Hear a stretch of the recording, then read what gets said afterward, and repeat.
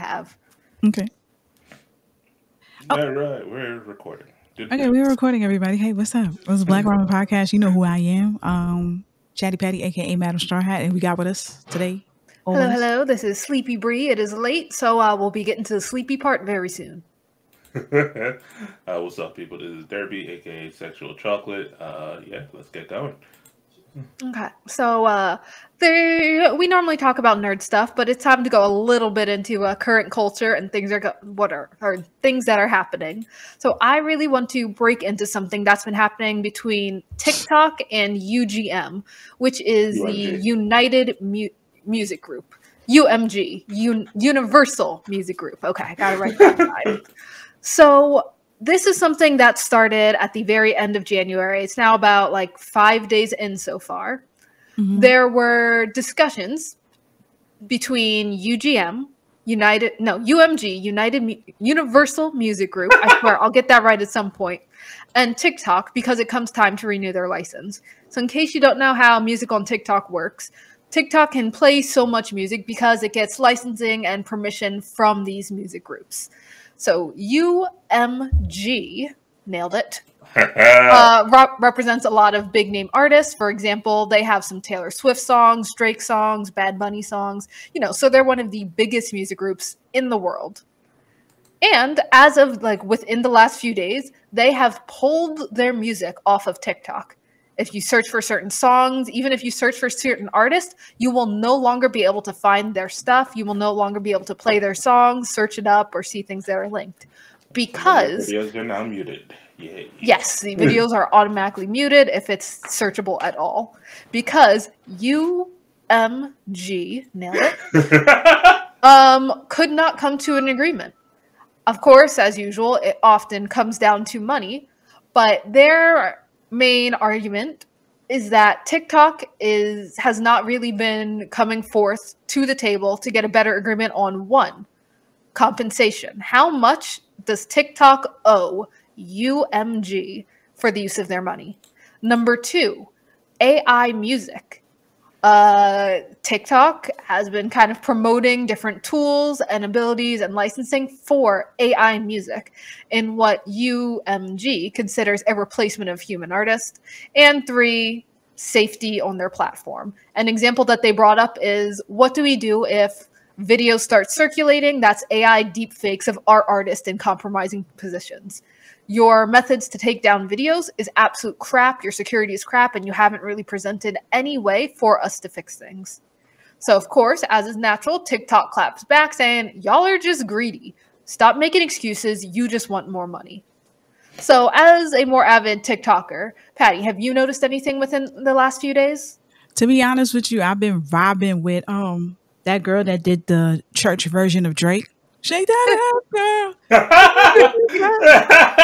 on your knees. Hands on your knees. A new Gen Z church. Shake that ass for me. I was like, God damn. Every video.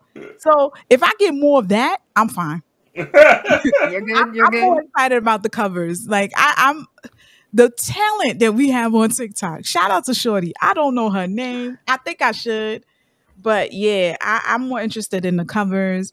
I want artists to get what's given to them, and TikTok has been such a big platform for artists to be discovered.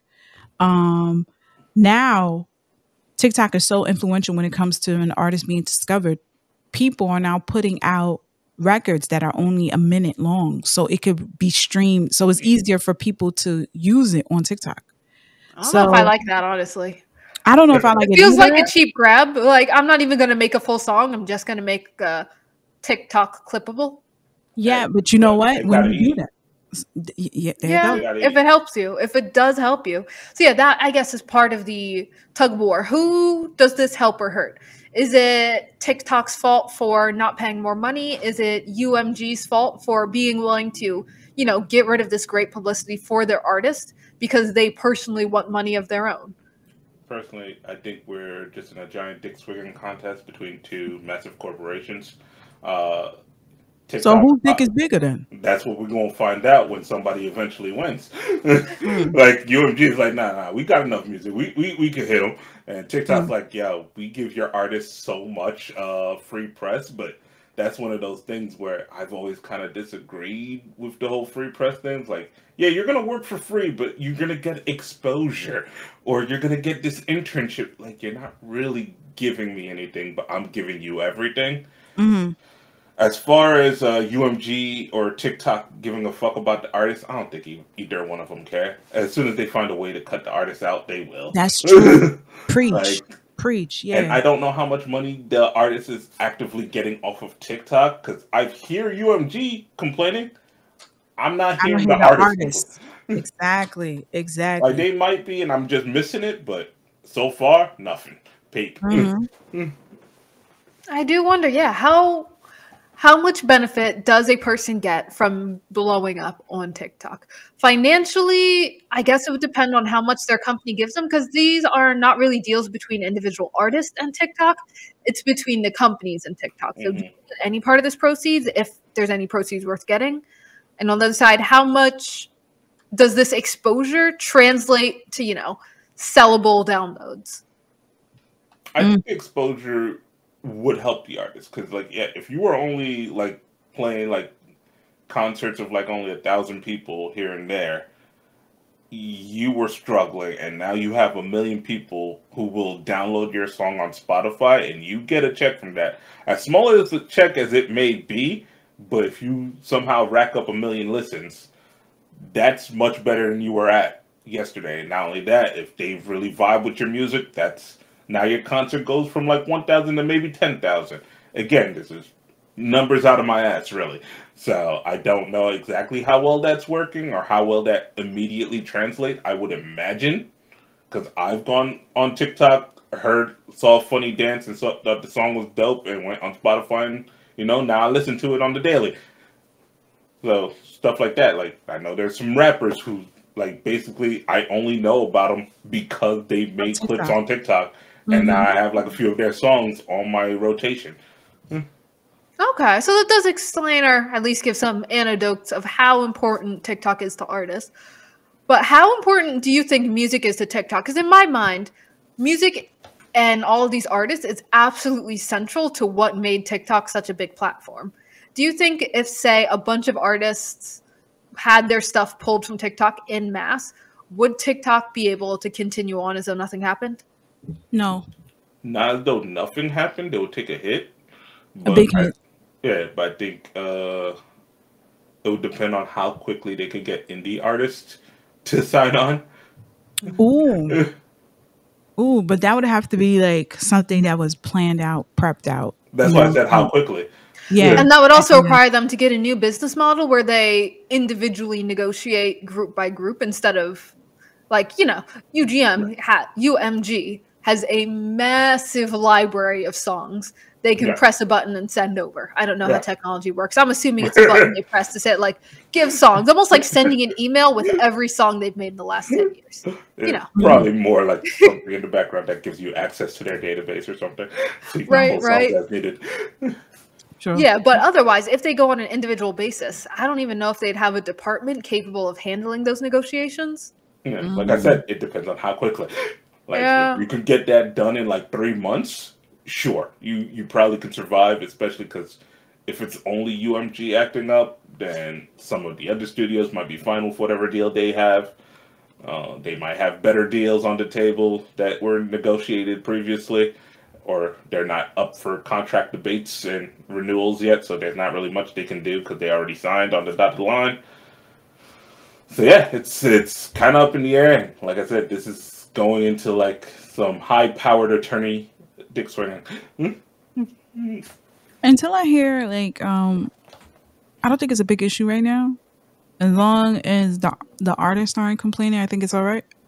Until they figure it out, it's just like, I don't hear no major artists talk about, hey, you remember this track? Well, it ain't gonna be on here no more. So if you really fuck with me, go over here and listen. Yeah. Exactly. So until I see that, then it's fine. But me personally, like I haven't. I don't know. It hasn't really affected me because TikTok. You haven't noticed yet. Yeah, I but haven't noticed also it. TikTok has started to diversify. It's not just music and dancing. There's politics. The comedians are on there promoting their stuff, and Mm. I don't think the comedians are trying to make money. They're just trying to promote their stuff so that you go out to shows because that's where they make their bread.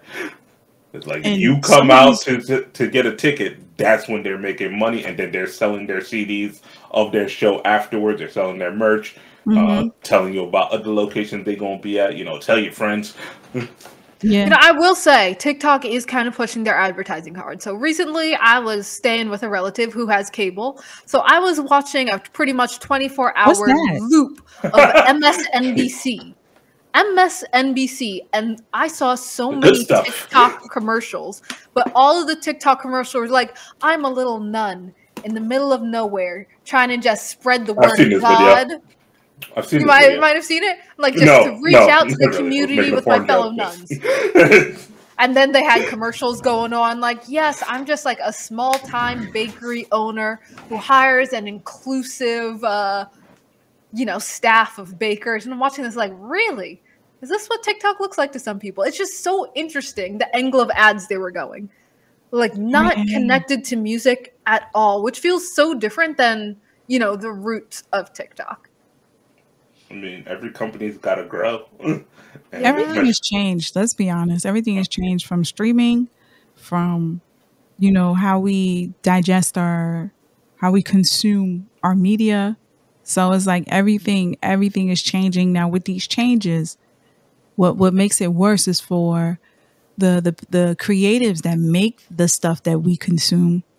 It devalues what they make, because Oh, now it's like, undoubtedly. And that's that's that the worries issue. me so much going forward, just seeing what happens if AI catches on too much, because capitalism, always capitalism, and what's super cheap and easy, just churning out AI songs like that. But hmm that's a lot of depressing stuff. Further along the lines of, creatives not getting what they deserve, there's something we have been meaning to talk about for weeks and weeks and weeks, dating back to early January. And that is the director of Chainsaw Man, who worked for Mappa, saying, fuck you guys, I'm out. fuck this shit, I'm out. So as of like the start of January, Ryu Nakayama, he was the director of Chainsaw Man. He worked a lot with Mappa, worked on some other stuff that I don't have. Is it something about Card Fight Vanguard? So basically one of the Mappa directors, in case you haven't heard, Mappa has been running their people ragged. Gorgeous animation, hit after hit of these massive, like well-known series that, leave people working in absolutely terrible conditions, to the part where even the recent season of Jujutsu Kaisen had to, take some cuts because the people could not keep up with the pace that was being demanded of them. So this director put out a tweet saying not only was he leaving Mappa, but Mr. Nakayama is making his own studio. Officially announced on his Twitter. I'm not saying X. I will always call it Twitter. On his Twitter, the establishment of Andraft Co. Andraft. That is, gotta be honest, I hate the name. I cannot figure out how to really say it. It's Andraft. Andraft. Andraft Co. Andraft? And a draft. What is that? What is that? Brit, that's not what we're talking about. That's the name. All right, His aside naming sense from is his not naming important. sense. But do you have hope for this? Do you think this was a good move? Because it does make sense. If you treat me badly, I'll treat myself better. Okay, so here's my biggest concern right now. Derby made this comment, and I'm going to steal it from him. He. The real question is, when he leaves, is he going to do better? Was that you that said that? Nah, that might have been straight you. Okay. I mean, thank you. I am amazing. The Yeah. patriarchy is strong. I'm getting credit even when I didn't ask for credit. This is great. You know what? Nah, it's your ship. It's your private ship. You got it, Derbs. Pat me on the back. Oh, smart of me. I can't stand you. So, here's the thing. We've always heard, when you go and look up all these studios and you Google how many studios are in Japan in alphabetical order, it's astonishing how many studios are out there. Because basically, you could pretty much say, hey, I'm a studio. Let me get the LLC, and you can have it in your living room pretty much, as long as you're putting out content and you call yourself a studio and you're paying your employees. I use that loosely. Hey, But some here's people the might thing. just be themselves as the employees. So True. But here's the thing. There's a lot of people, there's a lot of studios that come from other studios. Studio Wit came from another studio. I don't know the name, but I'll come back to it. But they came from another studio. And if I'm not mistaken, I feel like Mappa came from another studio as well. So all those directors, they came from other studios. But this is the first that I'm actually hearing publicly that they're saying the reason I left this studio and I'm making my own is because these niggas is not paying me. We all hear talks under the table about, hey, they don't really pay us. They don't really give a fuck about us. We know that. But to publicly say that in Japan, it's crazy and it's wild. So this dude, I'm going to tell you what's the issue. I'm going to tell you what's going on in his head. He knows he's good. He knows he's irreplaceable. He know niggas ain't going to fuck with him like that because you know why? Because the work speaks for itself and he's able to come out and speak and be an advocate for people who are not getting paid because he knows regardless, he's not going to get tarnished. Nobody can tarnish his name like that. Even if they did, his work is just too impeccable, too perfect for it to make him not find any work. So he's developed that type of catalog for him to come out and just talk shit. So the thing is, what's the change? What's going to happen moving forward? Are we going to get a bunch of other studios doing the same shit, just leaving it? And then just like, I'm going to build my own studio, but I'm going to just be the head so I can do the same shit they did to me to I get others. paid, but everyone else still doesn't. Exactly. Or do I make a change and be an example of what it is to actually have good product and happy employees? Because I've yet to see that. Here's the thing. What we haven't discussed yet, and I think we should have, when we had our tickets for Anime NYC as press, we also had access to these animation studios. Now, they are so tight-lipped that when you do go in and ask questions, it still has to be approved from them in order for it to be released. So yes, we were at Anime NYC. If you haven't seen a lot of content from the studios that we spoke to or had the pleasure of speaking to, is because we didn't get approved. That makes me think, what is it that you guys got to hide? Is it true? Do you not want us to ask, what are you doing with your employees?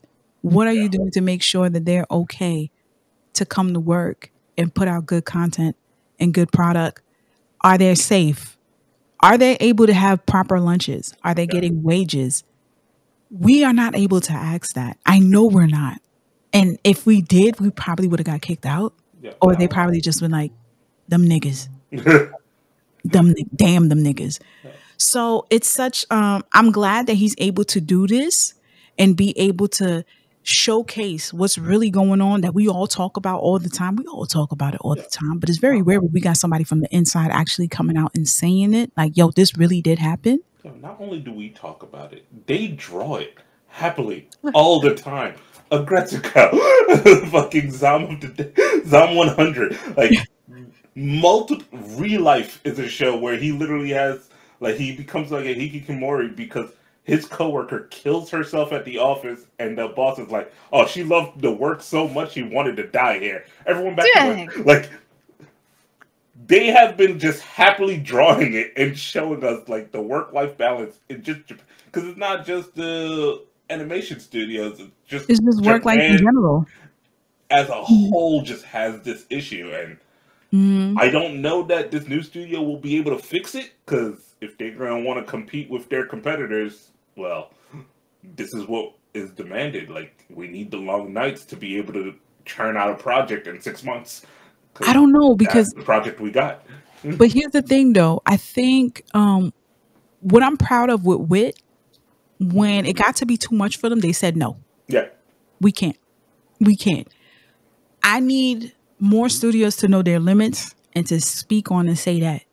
Not to my favorite shit though, because sometimes they make it too long. I'm just saying. Yo, not even to my favorite shit. I'll say it. Take an extra year off. It's fine. I'll live.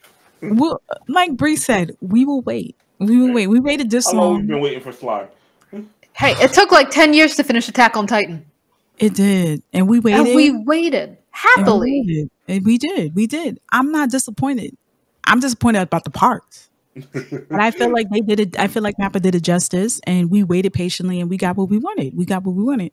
And I feel like some studios, with the competition, is quality over quantity. I think, right? Look at Ufotable. Ufotable doesn't do a lot of projects every year, but when they do pick up a project, God damn it, they pick that shit up, lift it up, wash it, rinse it, beauty parlor it, do all the things. But not every studio is the same, because I know we see that in like the gaming industry out here, where there are some studios whose sole thing is just to put out as many games as possible every year, regardless of quality, because that's just how they make money. As long as we make like this much money on this one, this much money on this one, we'll either break even or make a profit. And then there are some studios that are like, yo, we've been working on this one project for the past 10 years. Like, again, like Baldur's Gate, Larian is worked on one project for like the past like 10, 15 years. I don't know how long they've been developing this. And then when they made it and dropped it officially, massive success because of how amazing and impeccable it is. But other studios is just like, no, just churn out the exact. Activision has been doing this with Call of Duty forever. Just every year, just give me the exact same thing. Give me the exact same thing. And there are animation studios that seems to do the same thing. There are some that just make trash all the time because that's all I need to do. I just pick up like 30 contracts. As long as I draw all 12 episodes and hand them in, no one cares. They just needed something to fill out the Saturday block. And they're getting called out a little bit for that. For example, the introduction of Pal World is a little bit of a slap to Nintendo and Pokemon. So, Patty, again, I don't know if you've seen any clips of this, but this is the Pokemon with Guns game. Where you see little critters, the cute little Pokemon animals, and then your main character comes out and everybody gets a gun and starts shooting things. It is what they wanted from an open world Pokemon game. Like but I feel like a lot of its success. Yeah, a lot. You can do a lot. And so far, the early reviews, because it's still in kind of a beta trial opening for people who want to do it, have been surprisingly positive. Not that it's absolutely incredible game, but it was more positive than I expected. I felt part of that was because people have seen the same thing from Pokemon over and over and over again. The one time they were promised something different with was it Arceus? No, Arceus was kind of okay. No, Arceus was okay. What was it Sun and Moon people were complaining about? Nah, it might have been like X and Y. Hold on. X and Y? I'm so behind on my naming. I apologize. But it's the same thing. And when they did do open world, it was buggy as hell.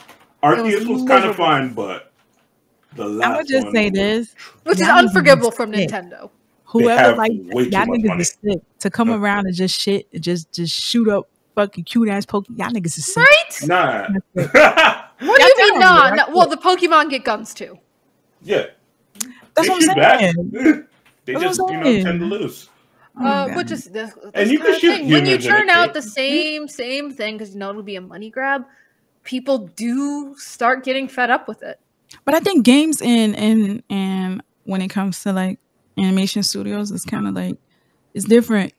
The studios that get remembered are the studios that turn out and show out great titles and great animation for those titles. You know what I mean? Yeah. So like, not every studio is trying to be remembered. Some are just trying to be paid. And so if you're just trying to be paid, that's fine. That's fine. That's cool. On the side, it was Scarlet and Violet. That was the latest one. Scarlet and Violet. I would have never remembered that. No. Well, if you're trying to get paid, that's fine.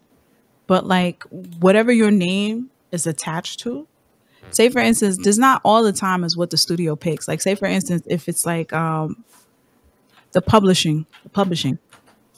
If Shonen Jump says, damn, I really, really want this to get picked up, sometimes they do go out and look for studios themselves and be like, hey, we want this to be animated. We think you'll do a great job doing it.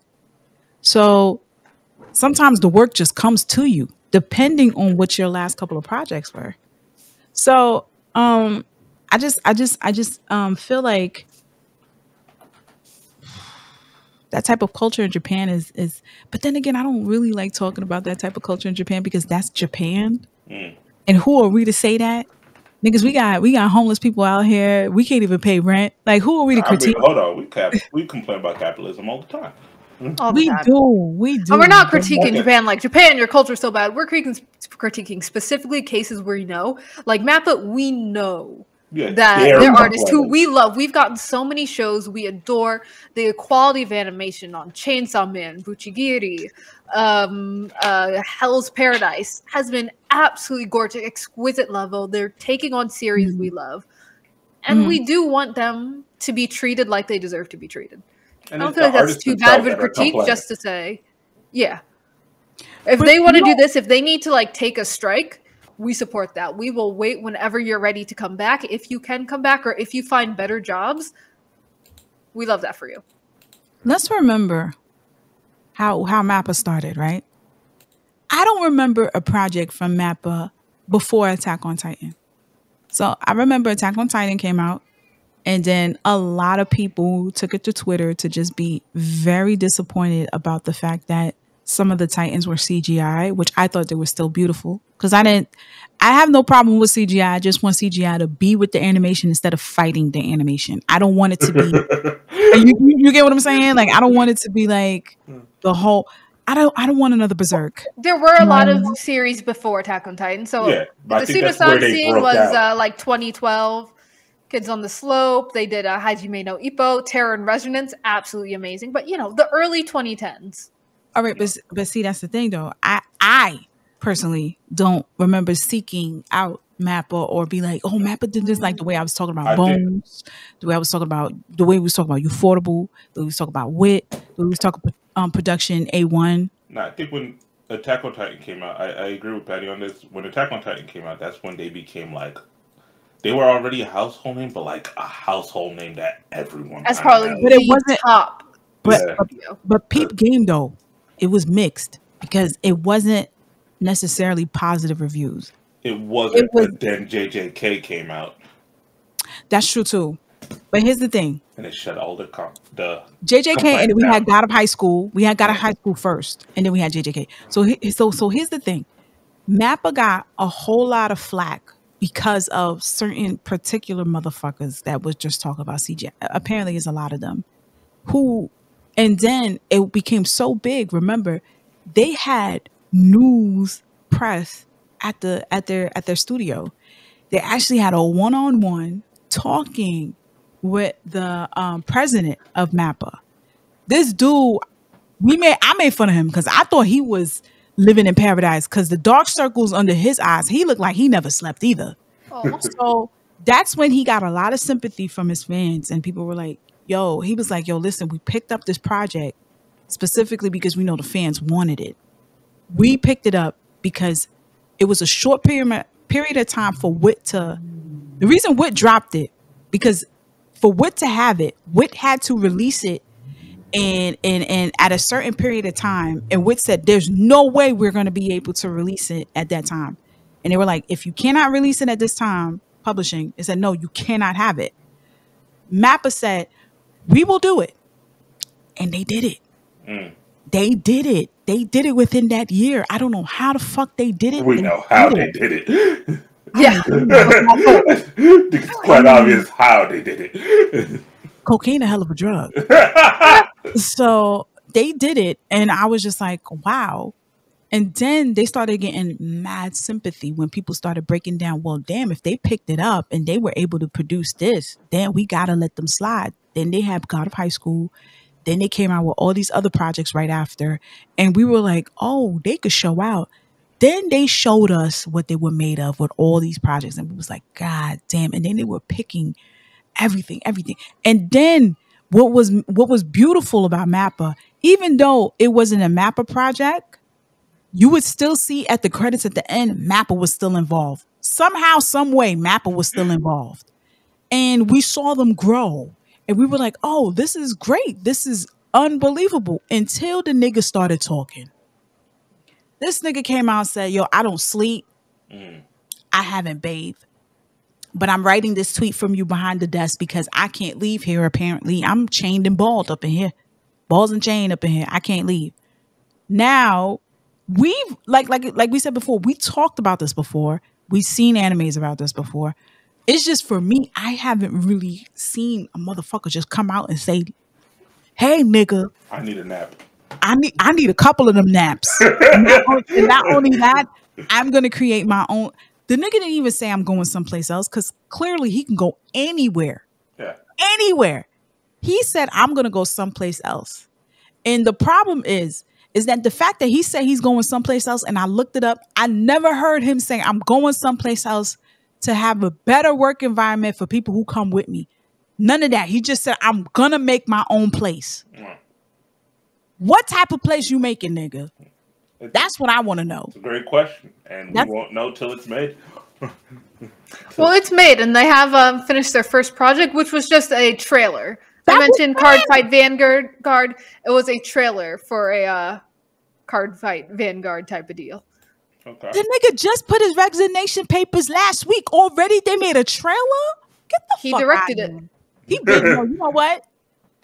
He was doing it while he was using Map equipment. He was doing it while he was using Map equipment. I don't know if he was doing it, but I'm sure he was like scouting talent while he was working. I think so. I think so. He was like, what's that nigga named Suge Knight? With Death Row? Hey, listen, you don't need to be with Bad Boy. You don't need to have niggas dancing in the videos or whatever. I think that's what happened. But let's see what happens. Let's see if there's any change. Let's see if he's just a hypocrite. And I mean, I'm interested. I'm here for it because that's another studio that's gonna put out great content. Please pick up Vagabond. I'm just saying, like, more studios, more content for me. I'm just excited. I'm excited. I can't wait to see what happens. And real question is, do you think this is gonna stop Mappa from putting out great work, or do you think they're gonna start changing and treating their employees different? Because I don't think this has led to like anything resembling a strike on their end. Honestly, they might try to patch it up with some pizza parties or the equivalent that it is in Japan. Yeah, they might. Maybe like an extra hour off once, not a day off, an hour. Because they still have other series listed throughout this year. So in addition to Buchigiri, they're working on right now. I think they have a baseball anime coming through. Yeah, Bokyaku Battery. So that's baseball. They've got Hell's Paradise coming. They've got Jujutsu Kaisen Season 3. Oh, they have Lazarus, dates not listed, but Lazarus. So a few things in the work that are supposed to be coming and supposed to be intensive. We'll see how much these bitches are still working on Yuri on Ice Adolescence. Yeah, you'll get it when you get it. All right, I know, but damn, it's been 6 years. Has it been 6? It hasn't been 8. It's been 8 years.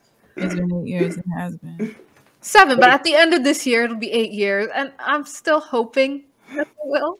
So much. To be announced. I see it right here on the Wikipedia. To be announced. They said see you next level, and I'm still waiting. But fine, it's okay. It's okay. I mean, in the meantime, we still have Black Butler, so that should tie you up. That should hold you over. Unless it gets delayed. Don't you dare put that As Bree would say, shut your mouth. Those are things that have been announced. But are there any manga series you've read recently that you want to see animated? Vagabond. Did you read that recently? No, but it's always been my. You know what it is? All right. If you guys don't know Vagabond is a manga. The creator is the same guy who did Slam Dunk. I think Vagabond was his first project. That's cool. It's just the artwork is so beautiful, and it's so much detail to it. I just love it. I just love it. It's.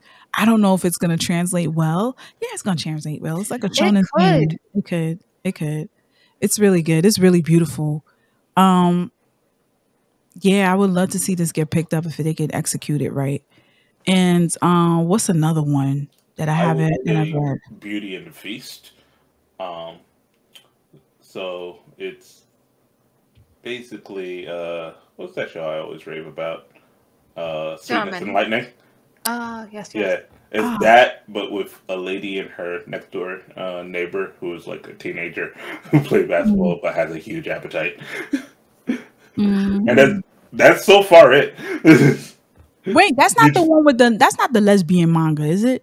No. The one where the girl just keep cooking for her, and then she just what you know what I'm talking about, right? She likes to cook. She likes to eat. Yes, that one. I can't read it because the way this bitch eats gyoza like 3 pieces at a time. She pops them in her mouth like popcorn. And as I'm reading the manga, I'm like, slow down, savor it, chew, bitch, chew.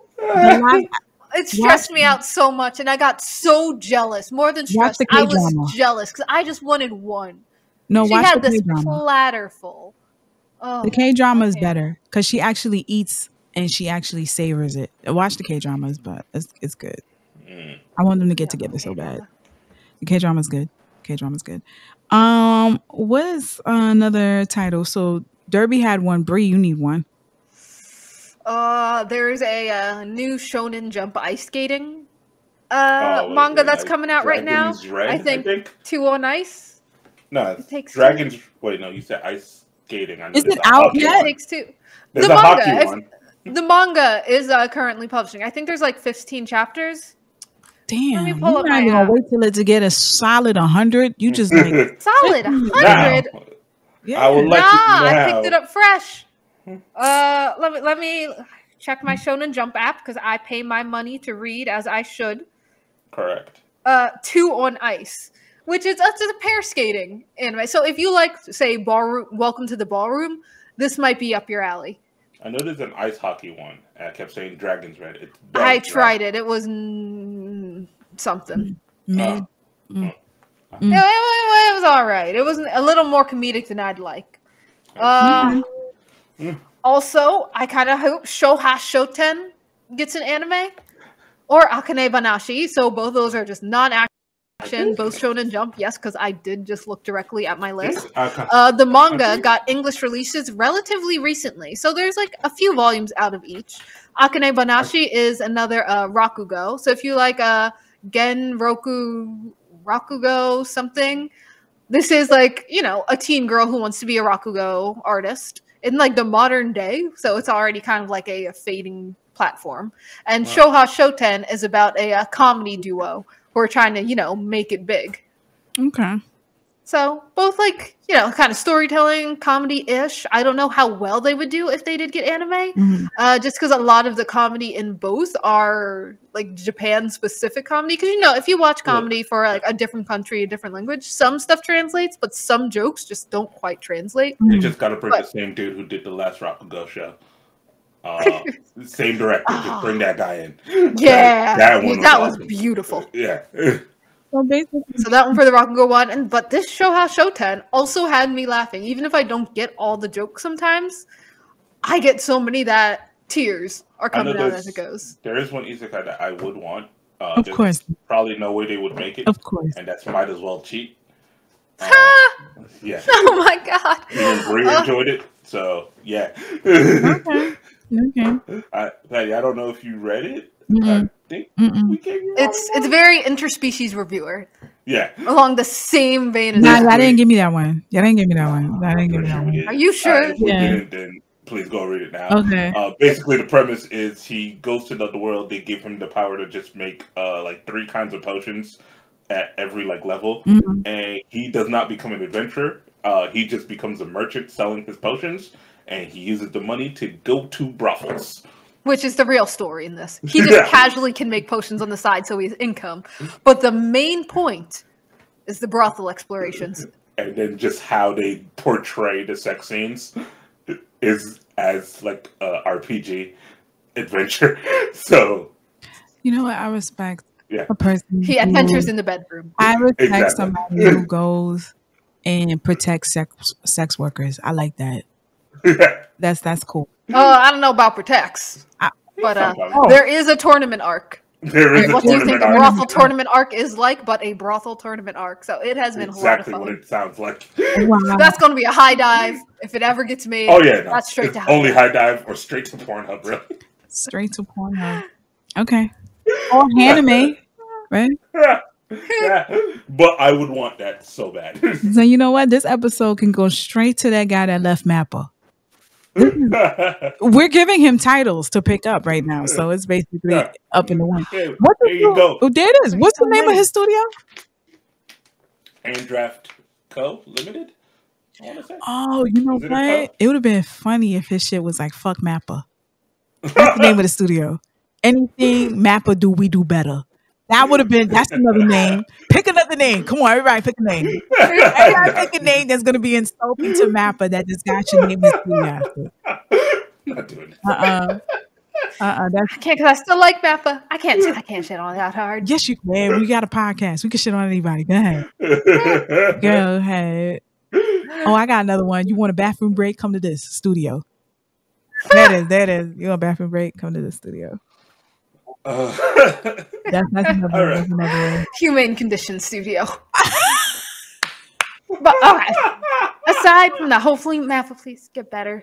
Let your people take breaks. But yeah, there are so many good manga coming out. Yeah, so fast. They are, but you ever think about you know what's so crazy? You ever think about there's little things that we don't think about when it comes to like studios when they pick up a manga and what direction they take. Like just the soundtrack alone, they have a budget. And I'm pretty sure the people who are or whoever's in charge with score or opening or ending sequence and soundtrack, they are in the studio with these artists. It's not like they tell the artist, okay, you know what, this is what the anime is about. Some of them are actually in the studio with the artist. And it's like it's a lot of work, especially when there's certain scenes that are being made. Like say for instance, you look at a scene and then it looks exactly like the manga panel, but at a different angle. That has to be straight from the director. And for him to be like, okay, you know, we're going to do it from this perspective out the window, or we're going to do it from the floor. That's how you can tell how good a director is on a series. If you have a scene that is just pretty much an info dump, characters just talking to each other without moving, say they're seated down and just talking. How do they choose to show that? A boring anime, a low quality anime, one without, say, a really innovative director will just, you know, do a shot. They're both seated, one person here, one person there, talking, and it's boring as hell. What's really amazing is the directors that find a way to make just two people chatting in a room look interesting, look tense, look stressful. For example, think of the Death Note scene of him writing in the book. It's a kid sitting at his desk, and yet he takes the potato chip and eats it. Like that intense scene, the music, the shots. Any other time where like two people are chatting, but the camera is focused on like a dog in the background. We're not talking about the crisp after each. The ink is not dry yet, but that's just fire. That's just fire. Just sitting and writing. So some of it comes from manga, but some of it is from the director. Yeah. So again, when two people are talking, but the camera's focused on like some random thing going on in the background. So us watching, we're getting the information in our ears, yet we're not bored because it's something fun visually happening. So I think like the latest episode of The Witch and the Beast kind of portrayed that. There was a scene where they're just in like a cafe speaking, and there's just the slight movement happening around what they're doing with their hands. The fact that they're portraying that she seems like in a super cold environment, so like there's just smoke coming out of her mouth every time she exhales. Like that's all interesting. Just like you don't need a massive budget to just be creative with the shots you use. You don't even really need things moving necessarily, as long as you create like even a pan across the screen, a focus on something. Anytime I see the reflection of a character in another character's eyes, that's crazy. Love it. I die for that. One more example, and then we can move on. And I might need some tissue for this one. In Oshinoko, right? Spoiler. Spoiler. It's gonna be 2 seconds. If you don't want to hear the spoiler, you haven't seen it, just fast forward to just press the 5. If you haven't seen it, shame on you. Go watch it now. If you haven't seen it, you pretty much wasn't a fan of Black Ramen. I'm gonna tell you that. So there's the scene where the mom is pretty much dying, and she's holding the door for the daughter not to come out, and she's crying to come out. She's like, open the door, but she doesn't want her daughter to see her like this. the conversation that she had with her son. And she's explaining to him, like, yo, I know it looks like I wasn't a great mom because I was so young and I just wanted to work and stuff. But all this was for you. Never forget that. All this was for you. I really, really tried my best. And I know I didn't do all the things that I was supposed to do as a mother, but I knew I was okay because I love the shit out of y'all. And I know that's what being a mom is about. And I'm sorry. I need you to take care of yourself. Okay, so boom. We're seeing this, and she's dying. She's bleeding out. She's bleeding the fuck out. Oh. And you hear as she's talking, you hear the sister, open up, mommy, open like, up. What's happening? Like, open the door. What's happening? Open the door. And I'm reading the manga. I said, nah, I gotta read and see this part. It doesn't hit the same. It just hits so much more different when you're watching it from that angle and you're hearing all the things that mind you, I'm watching this on sub. So I don't know Japanese. Yeah. Not all of it. Never. But the way, the tone of voice of what she's saying, you know she means that she's sincere and she knows she's ready to go. But before I go, let me leave this. That director, whoever he or she is, nigga, you got it. You got it. Never. I easily see that director just in the studio, in the recording booth, like looking at the voice actor. Now, here's what you're gonna do. Mm-hmm. I need this emotion. Mm-hmm. I need you to do it just like I need this quiver Mm-hmm. in your voice. Mm-hmm. All right. If I will show you 10,000 pictures of dead puppies if I gotta. All right, but you gonna get this right. Action. I need to see. Do it again. I'll just give the shout out to Mr. Daisuke Hiramaki, as well as Chao Nekotomi, who was his assistant director. They were amazing. They were fucking amazing. Stunning. And that's what this is a light appreciation to all animation studios. Not all, but the ones that do this, that take the manga and just do something so amazing with it. And we're like, nigga, what? Yeah. This was top tier shit. Whenever a studio does this studio goes down in history in my book. That's amazing. That's amazing.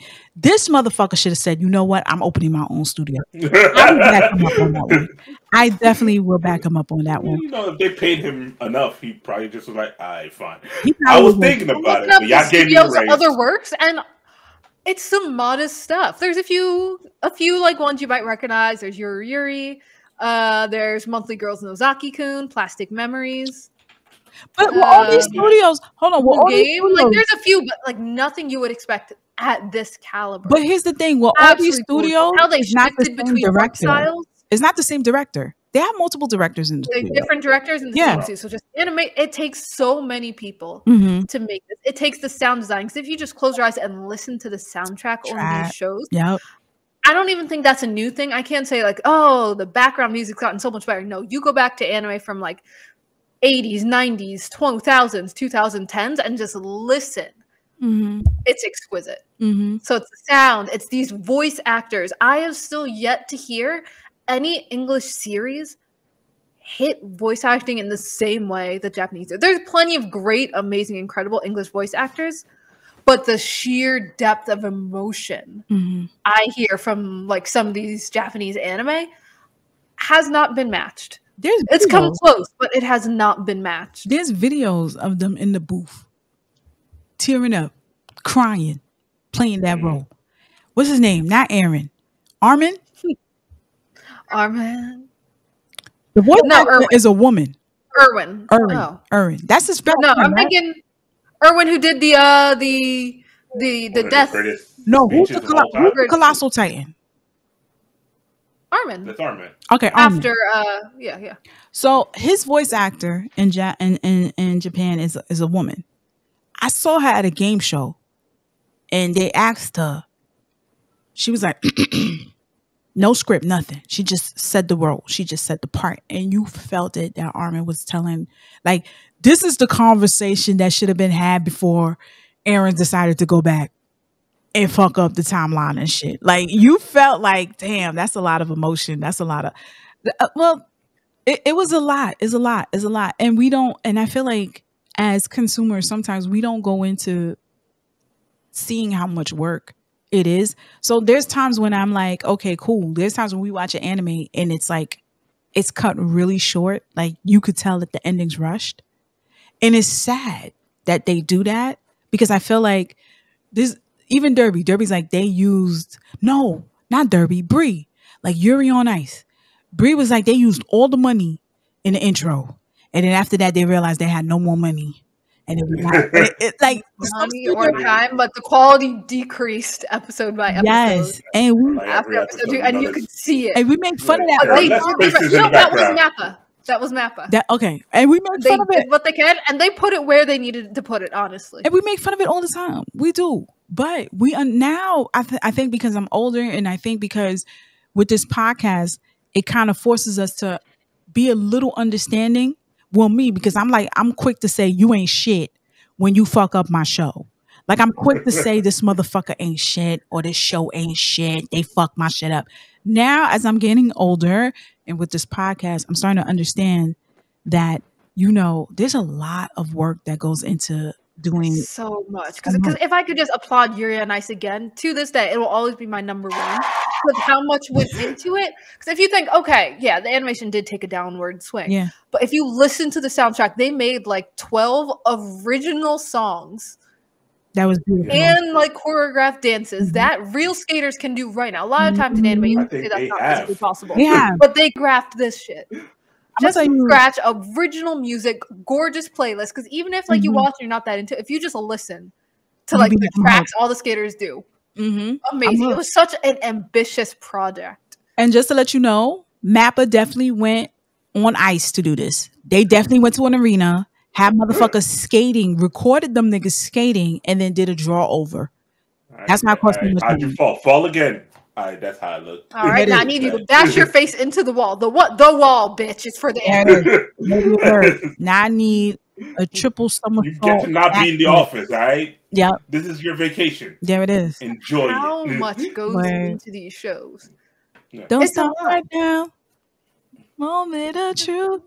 We were born to make history. We ain't got TikTok money. Oh my God, that's a good song. We ain't got TikTok money. Stop it. Oh my God. The first time that trailer revealed itself, like nothing we had seen before, just watercolor, English language, opening, just like softly singing, like, ooh. And you know what? Even if the animation wasn't that great moving forward, it was enough for them to win Anime of the Year.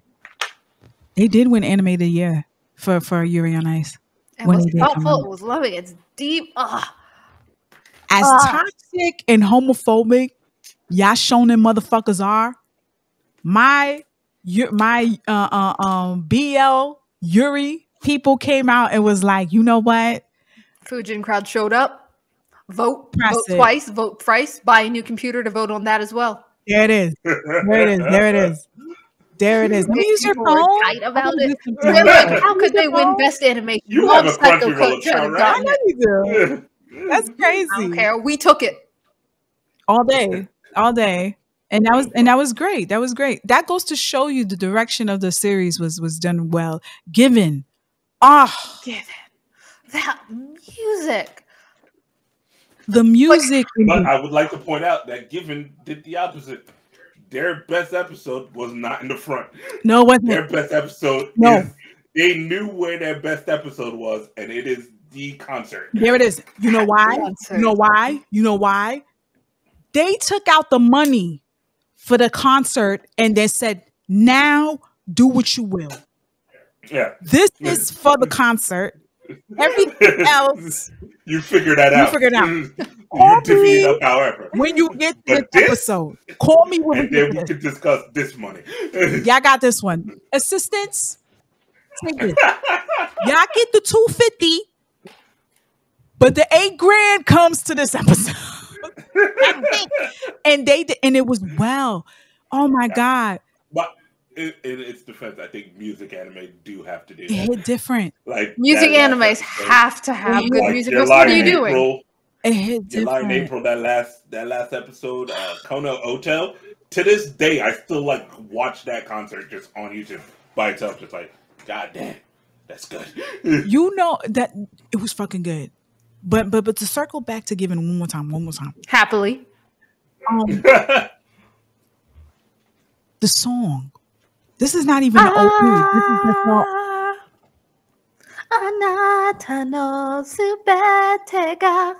Oh, what part of we're not TikTok? I'm sorry, but it was just so just when you hear it, when you about to hear it, oh my God, it's so. Well, the way they all looked at him when this guy started singing, like, what? So you do have lyric.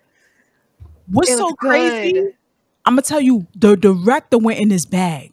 When you see the girl go like this with the side profile, I'll never forget that scene. He's singing his heart out, and she's like, everybody's in shock of how beautiful, and the lyrics hit. Not only is he just singing in, like he's just involved. You see the sweat. Not only that, they show the backstory of how much they meant to each other, what he went through with his parents, what this dude did. He protected him since he was a kid. He was his backbone, and for him to have to start all over again. So what if I carry this fucking guitar? You keep bringing up these series that break my heart. Oshinoko death scene, the given flashback. You're really trying to make me cry tonight. I'm sorry, but we gotta talk about the death in your line, April. I mean, if we're gonna talk about, we're gonna talk about the bad of what animation studios do, but when it's good, it's good. So we got to talk about the good. Like we barely talk about these things. We do, but not to this extent. We never talk about direction. We do talk about soundtrack, and we do have to talk about costume design, because even though you see it black and white, it's different when it's in color, my nigga. It's different, and it hits different listen. My biggest thing for Black Ramen is for us to actually go into a studio and see a project and see each department from top to bottom. And I want to spend a full day in the studio, and I want to know, hey, where does the budget come from? Right? Who sets up the budget? Who makes the decisions on how many projects are we doing a year? Which team goes to which group? A group, B group? Because remember, Derby used to say that, hey, there's probably different groups that does different projects in order for them to keep the momentum of actually taking upon all these projects. Not their top tier artist or top tier group is going to do everything. So they have the A and they have the B. So I want to know who gets the A and who's in the B, right? And if you have the C, who's the C? You know what I'm saying? And then not only that, the discussion of which band are y'all picking and who's writing the lyrics, because sometimes the band, they pick the band and it's not the band that writes the lyrics. Sometimes the studio writes the lyrics already and gives it to the band and say, here. Now I just need to figure out who wrote for Hypnosis Mike. Who made these decisions? That's all I want to know. I've made it clear I'm not the hugest fan of rap. They did a terrible job. But even I can tell what sounds bad. I mean, it was terrible. We could even in a different language. I've heard good Japanese rap. What are you doing? They exist. Devilman Crybaby. Yeah, I know the exact person you're talking about. That one rapping guy. Actually, is a bunch of them. Is a bunch of upcoming rappers that they found, and it was like, hey, do you want to be in this anime? They said sure, and they did it. They just found them, which I don't understand. A decent job. Yeah, as a matter of fact, there's a video on YouTube where they interview the rappers that were on Devilman Crybaby. They were all freestyles. And then they submitted it in, and the studio was like, all right, we got to pencil and draw the form of, what they were saying and stuff like that. I don't understand why Hypnosis Mike couldn't do that. Maybe they didn't have the budget for that. I don't know. No, because that's the entire premise of the show. You can't give me a piano show but then say we don't have the budget for a piano. So here's a recorder. No. And also, I'm not saying you have to get the best of the best artists. There are a shit ton of indie artists who will happily take this check. That's true too. That's so like true. that can do a halfway decent job. But I don't know. Maybe they might be selling their CDs somehow to somebody. Maybe it's just not for me. I don't know. Maybe I'm old. You know what I think? I think what they should have did was actually get an underground artist and Just have to write all the runs. Yeah, because that's exposure at the end of the day. We can't give you a lot, but we can give you this much, and we give you free reign to write whatever you want to write for this artist, just for this character. Just know this is the backstory of the character. Keep it somewhat clean. That's it. That's it. And I don't know what happened, but yeah, whenever a studio goes above and beyond when it comes to everything, every aspect, man, that'd be a dream. Wouldn't y'all want to just go to a studio and see? I don't even want to go to not any animation studio. I want to go to an animation studio in Japan because they look like they put their life on that shit. Like they look like they sat there and they said, "What's gonna make motherfuckers cry? What's gonna it's just the way they hit a little different." I want to know every aspect in and out of what they do in decision making, but I know they're not gonna do that for us because we're not that big and we black. So you have a brave chance touring one of the American ones. I wouldn't want to do the American ones unless it's like I don't know. It just hits different when it's overseas, when it's Japan. Like I want to go into, all right, I know they don't exist anymore, but my ideal trip to go to is the studio that made Samurai Champloo because of the fact the soundtrack was so fucking dope. Even though the guy's dead, soundtrack is amazing. It's the same studio that made Cowboy Bebop, but I feel like, and plus for it to be that bomb in that time, and then for both of those, I think that was more from the director who specifically wanted to do that. Because Cowboy Bebop and Samurai Champloo, is it Watanabe or something? Was Cowboy Bebop and Samurai Champloo a manga? This wasn't a manga. Samurai Champloo was a manga. Okay. And Watanabe Shinichiro. Yeah. Okay. I think from what I read once, Cowboy Bebop was because there was the big wave after Star Wars got so popular. So I think it was Bandai or something wanted to promote a new toy series. So they wanted to create an anime for it. Then they made the anime, looked at the designs and said, hey, this will not sell as toys. It's too complicated. So but the animation people were like, we'll do this anyway because it's freaking cool. So that we call that original, and what do we call that? I think that's original. Yeah. Original, okay. Yeah. Yeah. For that time, I would like to. I know the studio no longer exists because of what did they get bankrupt? I think they got bankrupt. Might have. Probably. Yeah. They filed for bankruptcy in 2015. There it is. Project was gangster.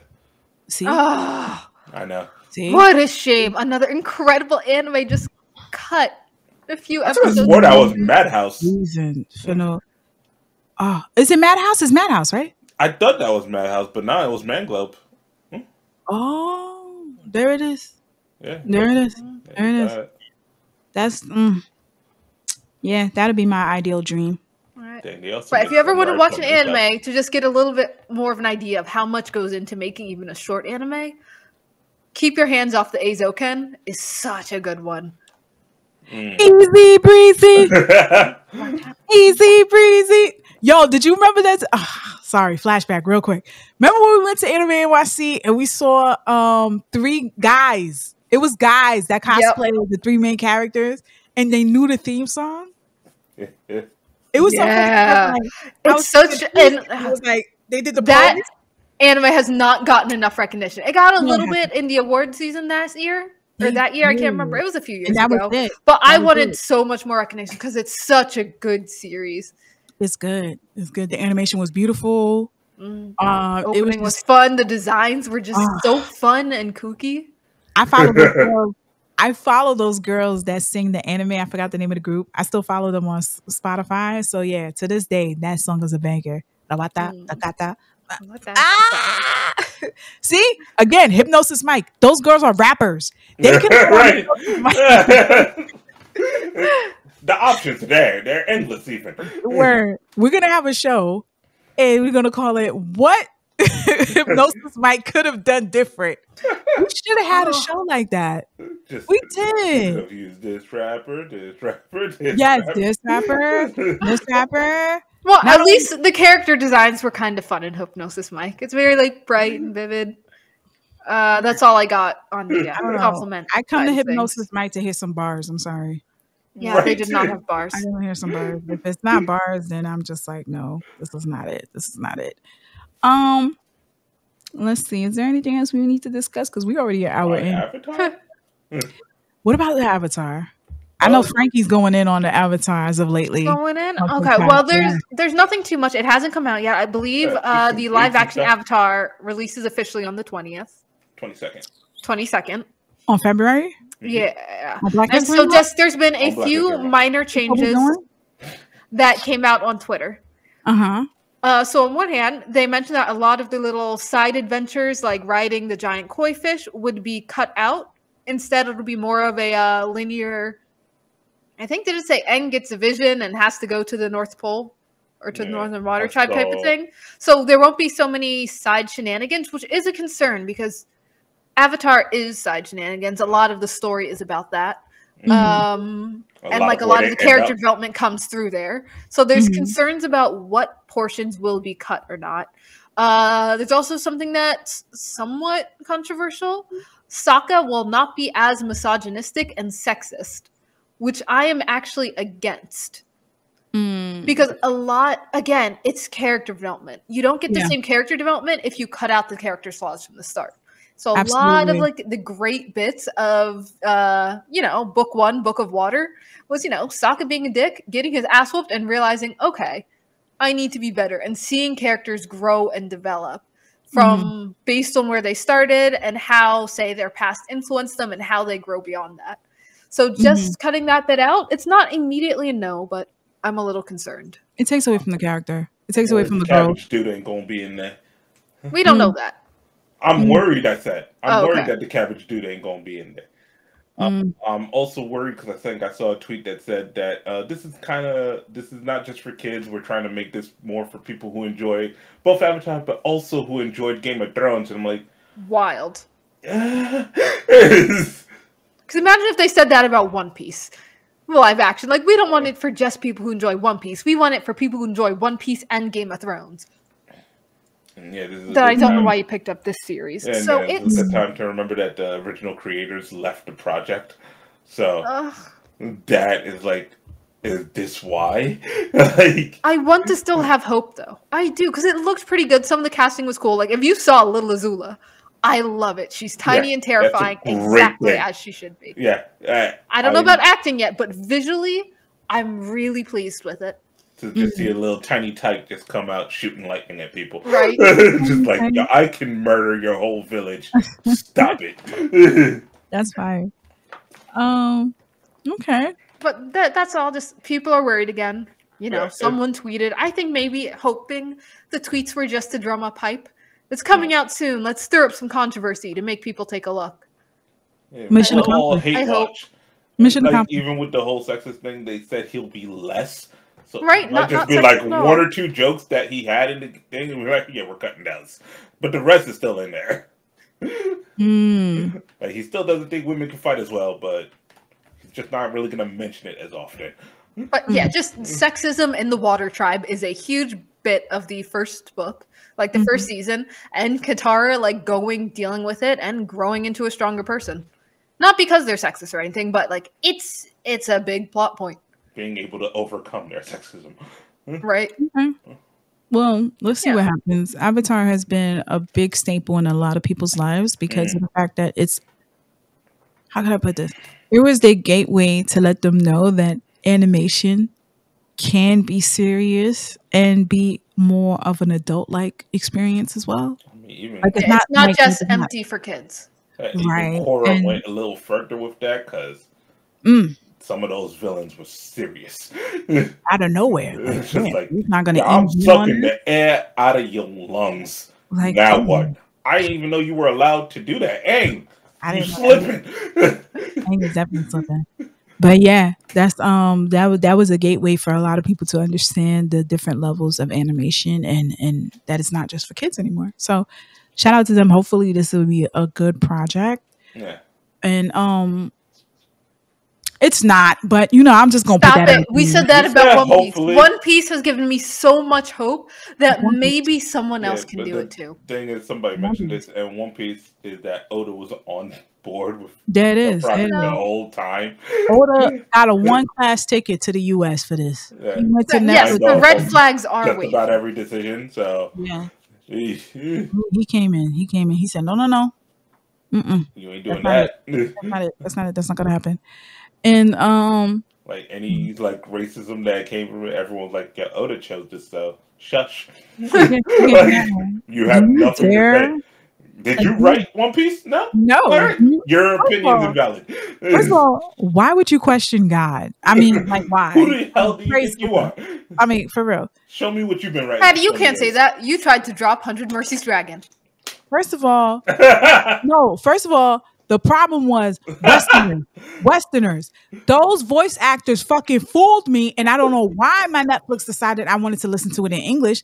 I thought this was a joke gag until you guys sat me down and I was converted again. Sometimes There you you lose go. the path of Christ. Okay. Sometimes you do that. Sometimes you lose your way. But then, my brothers and sisters, what happened? My eyes was open. I saw the light. I redeemed. I sat there and said, "Praise Jesus!" Because now, praise, thank you. Because now, what I doubted, because I'm not without flaw. I'm not. I'm not. What does it let he without sin cast the first stone? And you know what? None of them did that. You know what they did? They put a hand on my shoulder and said, "Shh, shh, shh." And we prayed for him.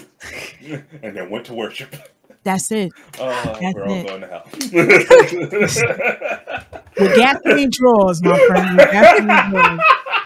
But it's okay. It's okay. But real quick, before we end this, have y'all seen Farron? The last episode, the latest Of one. course. Mm-hmm. Of course. Spoiler alert. Listen, this is a spoiler alert. This is a spoiler alert. If you wanna not listen to the rest of the show, that's fine, because I'm going in. Next time. Listen, you can leave now. Thank you for listening to the Black Bomber Podcast. For y'all that saw episode, what was it? 13, 14? We're in like 20, aren't we? 20, 19? Yeah, we're up there. We're up there. Well, as of recording this, we're like at February 4th. So if you're watching it after February 4th and you're caught up, you're good. That's whatever All right. episode that is. Let's see what episode that is. But yo, you know what's so my guy. When they sat there and was like, yo, I think she gonna crack your shit. It's like, nah, impossible. Like, That's uncrackable. No one's cracking my Episode shit. 21, guys. 21. Okay, episode. We got 7 more episodes to go. And then they were like, Yo, she's cracking there's it. no No, way. she ain't gonna crack it. Yeah. No This My one guy, can it's crack cracking. it. this man didn't even look to see. Shorty's like, they're gonna crack it. They're not gonna crack it. They're gonna Somebody been crack it. analyzing it all night. My man sipping tea, saying he's not gonna crack it. And then you heard it cracked. He didn't even look. He was like this first. He's like, do I dare look? shit. He looked and was like, oh my God, this bitch, Oh. who is she? What'd you say her name was? Her name was Freyren. who? Yo. Yeah, And homie then- taking on the chicks. Yo.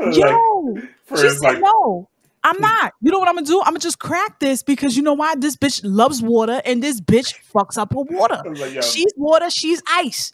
I'm just gonna crack the barrier. Right? Can you You could've fight did someone that who shit can the whole control the time? rain? The yeah, whole it's like, time. yo, no way. I can't imagine it. No. Patty, Your Patty, boy how can't you- either. How are you applauding the magic, but not applauding the great moment where these 3 defeated, had their bird stolen, add a magic, see 2 other guys with a bird, and say, you know what? How are we gonna do this? We're out of magic. You man, ain't you? That's it. Well, let me Let's see, fight. the man ain't you. Let's You may be fight. taking a wizard test, but hey, these hands gotta go. That's it. That's it. I may be 98 years old, but I can still show you a couple of things, brother. Yeah, we're Let's scrapping go. for it. Dakin was like, yo, Yeah, I wouldn't down. even accept money for this right now Nah. for that bird. But they're gonna have to get their ass beat. They're gonna have to. But you know what? Magic or not, I would have came in there and just, nigga, you gotta go. I would have shot your ass. Fuck out of here. We don't got it. They don't got it. I lost my friend. My friend is hanging on a fucking tree like a fucking mistletoe, and you want to fucking fight.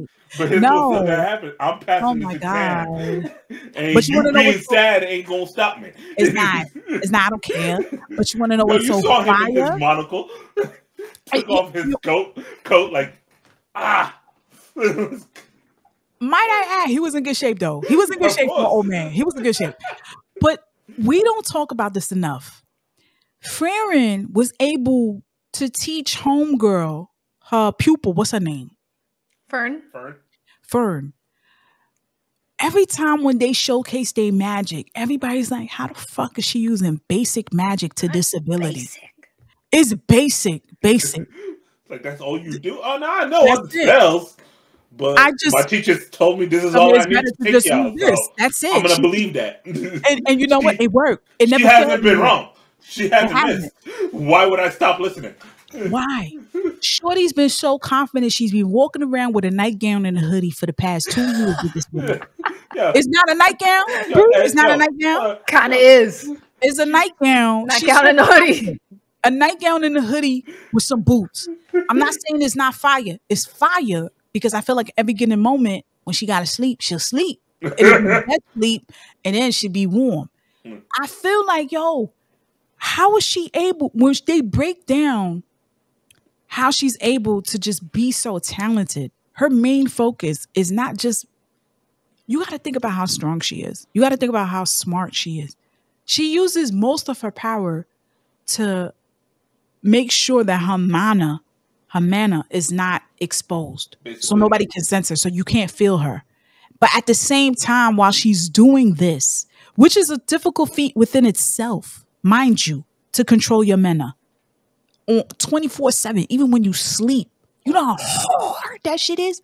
I don't know, but I feel like it's hard. It's not real, so of course you don't know. I don't know, but I feel like it's extremely hard. And then for you to just have your defense magic, basic defense magic, to just come out in a power of 100 and just be able to hit the girl that was fighting Shorty, and she was like, oh my God, why she's able to do this with basic? Oh my God, I can't take it. I'm about to fall. There's so many. There's so many. Yo, that entire previous episode. Yo, that soldier guy said, you ever had to kill anyone? You ever have to kill a child? Yeah. I've been there. I hesitate, yeah. But I always follow through. Yeah. Like, yeah, this is to buy me time to just build myself up, but once it's done, you die. When Shorty came to save her, and he was like, where's my friend? He said, oh, she dead. They just found him up the hill, just napping. They found her napping with the cloth just lightly on her, like a blanket. And she was like, you got to carry me. I have no magic. I have nothing. But when they found the friend, the dude that got moshed up with the nigga with the glasses. Yeah. You gotta carry me, please. No matter. He was like, ain't you a man? Get the fuck up, nigga. Oh gosh. Yo, Farron has proven to be one of the best shows this season. It's been chef's kiss. The writing is perfect. And now we get to meet the goddess. And I'm so intrigued because we could tell. At first she was like, I like this bitch. No, I don't like her no more. What you mean you don't want stuff from me? But that's I don't. I don't need. But that's the ego thing. But if a true mage knows, is finding your magic and finding your spells. The journey. It's not having the ability, but searching and finding the ability. And when she said that, and the old man said it with her, I feel like that's a saying that all good mages have, that they know that that's what it is to be a sorceress. That's what it is to be a good mage. This bitch just egotistical. She just was like, no, I want you to worship me. What the fuck you want that I can give you? That you I know every spell. That shows every spell. Right, but that shows that you don't want me. That shows that you don't need me. That shows when I'm the goddess, you need me. You know what I mean? So I feel like that was such a great moment where she just sat there and she was like, I'm just going to follow my master to see how she praises this goddess because I really don't give a fuck. Yeah. And for us to know that she met the goddess, she never mentioned that she did. We were under the assumption that she didn't give a fuck about the goddess because she never met her. That's I why don't think knew her. So I know we're calling her a goddess, but she's not a goddess. It's just the elf in charge of the Magic Guild. But didn't we talk about the goddess with the other elf when he was like, I praise that's not the goddess though. She's just a long-lived elf who's collected a lot of scripts and read them. So she's just in charge. Yeah, she's not a goddess. She's just no one has met a goddess. But Farron has met the head of the guild, which most people haven't. Are you all right? Can you hear me? That's, oh my God. Yo, I kid you not. Anytime when Patrick hears that song, he smiles and he looks at me like, that's our shit, mommy. It's time. It's time. I'm whispering a lullaby to you to come back home. That shit is hard. I love it. It's so soft. It's so nice. It's bittersweet because you're like, damn, this episode is over. But episodes keep ending. It annoys me so much with stuff. Like, why is it stopping? We just started watching this. For a show with nothing but poker-faced characters. Every single one is so vivid. The designs are so gorgeous. Every single one has a distinct personality. I want different bangs motivations. Now. I want bangs now. Anytime when Shorty pulls up and she's zoop, and you see her bangs fall before she gets there. Like when she went to go capture the dude to stop from killing her partner. What's her name? Farron's what's her name? Fern. And Fern. And her bangs is just floating. And I was like, damn, they make her look so pretty here. They really do. They really do. Not to mention the jackets. The dude got a Sherlin. I haven't seen a Sherlin since the 90s. A red one on that. Like, what's his name? The strongest. The one that always cries. I'm probably going to die here. I love him. Dark makes all the sense in the world. You should be terrified to take on a dragon. Yes, you should be. Oh my God. I haven't seen a fantasy like this in so long. This is so good. This is really, really good. I was starting to think if it would have came out the same time around Jobless Reincarnation, this would have been, it would have been this. It would have been Farron. I think Farron would have won simply because, again, the giant flaw for Rudy. Him being a pedo is it's crazy. Just too tough for a lot of people to get over. It is, isn't it? But just like Goblin Slayer having that episode 1 issue. It's just too tough for people to get over. Yeah. To me, it's, oh my God, Goblin Slayer, what another disappointment. So I was enjoying the ride. Don't listen. Don't get me started. I was there. I was there for season 1. I was there for season 2. I just didn't like the ending. It just was like, okay, that's it. I was like, that's it? It's like, that's it. I'm like, no, I wanted more. I think I'm going to go back and watch Shield Hero, try to pick it up again. Really? You haven't had enough disappointment? I don't know that I can, but that's only because I heard in season 3 that somehow people are still believing mine/bitch, whatever she goes by now. And I don't think I can take that. If that's the case, then I'm gonna drop it. I'm sorry. You have to watch it again. This is what I heard, so this is literally hearsay. I have no idea, but I heard that, and my encouragement to watch it just plummeted. So her titties ain't that big for you to. I'm sorry. Yo. At this point, no. She so openly and publicly about trying to murder her sister. Like, what are we doing? Exactly. There's nothing to listen to her ever again. She ended up lying on top of that. And then y'all guys, like, in front of her mother and her father. It was so bad the father was like, no, daughter.